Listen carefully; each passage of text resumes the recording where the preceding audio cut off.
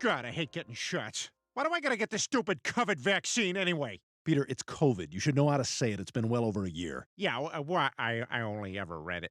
So, if it isn't the mommy-to-be. No, I'm just kidding. I'm going to be competent today. Now, before I administer the vaccine, do you have any questions? Yeah, how does a vaccine work? Well, think of the vaccine as a large ethnic bouncer and COVID as the drunk entitled white kid yelling, "Do you know who my father is?" God, do I have to do everything?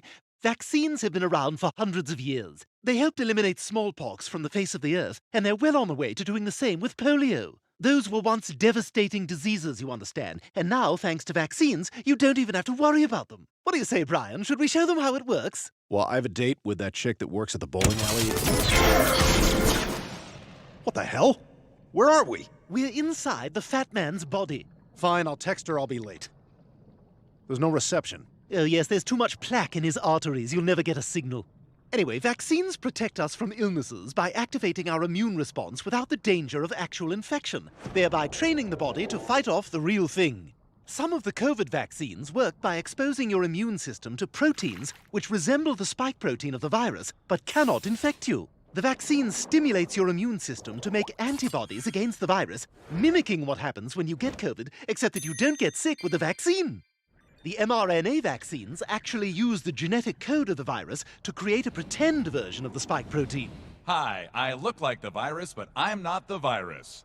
When the real virus tries to attack your body, these pre-made circulating immune proteins are already available, coded to recognize the virus and at the ready to fight back. They essentially find, bind to, and kill the invading virus, drastically reducing the chances that you'll get sick. The vaccine also results in the creation of memory cells that will fight the virus in years to come. Memory cells, right. I'm glad you said that. I was going to touch on it.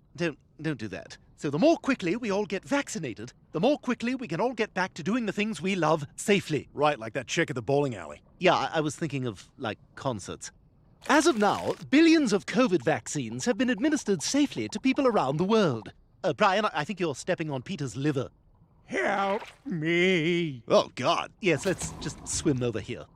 All right, well, what Peter might ask is, what if the vaccine makes him sick? The common side effects from the COVID vaccines are generally mild and last a few days. But do you know what can have serious long-term side effects? COVID.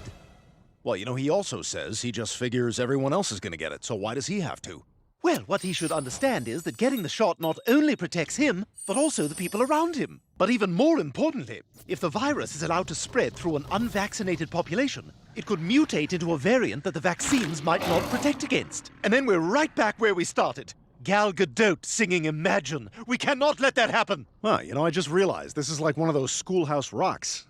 Except, without the rock. Yeah, it's like school. Way to end strong, Brian.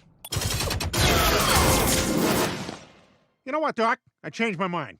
Something inside of me tells me I ought to get the shot. I think you're going to be very happy you did. Okay, just give me fair warning because I'm very afraid of needles, and also some guy on the radio said... You're done. Is that it? That was easy.